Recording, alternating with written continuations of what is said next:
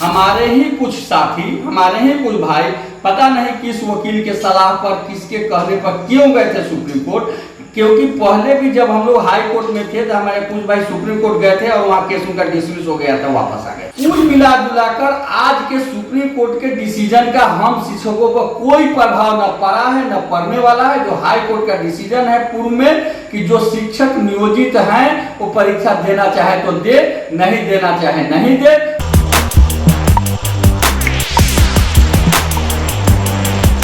नमस्कार, मैं हूं निकुल तिवारी और आप वॉइस आप देख रहे। देखिए सुप्रीम कोर्ट ने क्या फैसला लिया, नियोजित शिक्षकों के लिए हित में लिया या नहीं लिया, ऐसा सब चीज बता रहे हैं शिक्षक नेता, आप वो सुनिए।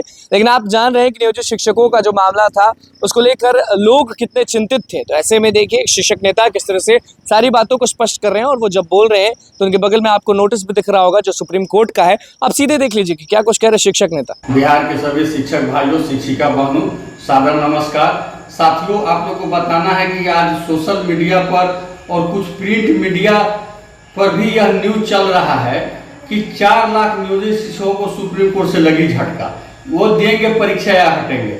मैं आपको स्पष्ट रूप से बता दूं कि सुप्रीम कोर्ट का डिसीजन हमको 12 बजे ही पता चल गया था, उसमें ऐसा कुछ नहीं था। लेकिन उसको प्रिंट हमने अभी मंगाया है, जो आपको भी अवलोकनार्थ भेज रहा हूँ, और उसमें क्लियर है, 1.5 लाइन का डिसीजन है। हमारे ही कुछ साथी, हमारे ही कुछ भाई पता नहीं किस वकील के सलाह पर, किसके कहने पर क्यों गए थे सुप्रीम कोर्ट। क्योंकि पहले भी जब हम लोग हाई कोर्ट में थे तो हमारे कुछ भाई सुप्रीम कोर्ट गए थे और वहाँ केस उनका डिसमिस हो गया था, वापस आ गए थे।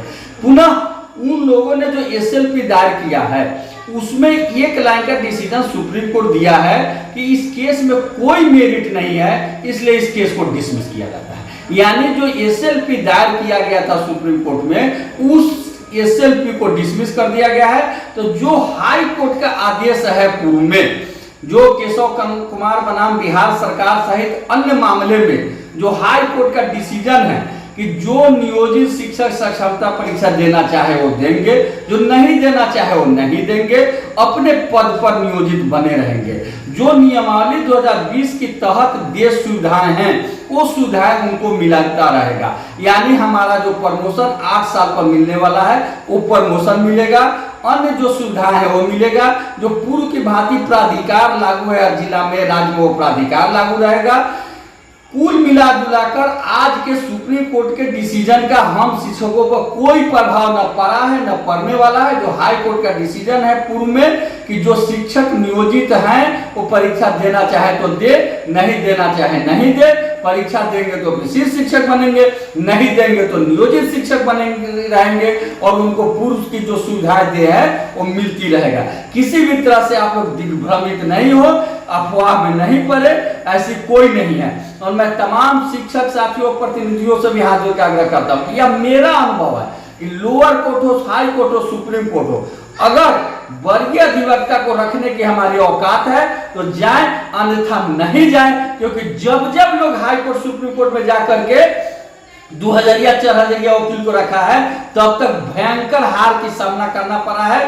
पूर्व में भी ऐसा हुआ है और आगे भी ऐसा ही होगा। इसलिए कृपा करके बगैर वर्गीय वकील को रखे हुए हाई कोर्ट सुप्रीम कोर्ट में नहीं जाए। आपका केशव कुमार, प्रदेश अध्यक्ष शिक्षक संघ बिहार। तो आपने देख भी लिया, आपने सुन भी लिया कि नोटिस आपको दिखा रहे थे हम, और उसके बाद शिक्षक नेता जो बोल रहे थे वो भी हम आपको दिखा रहे थे।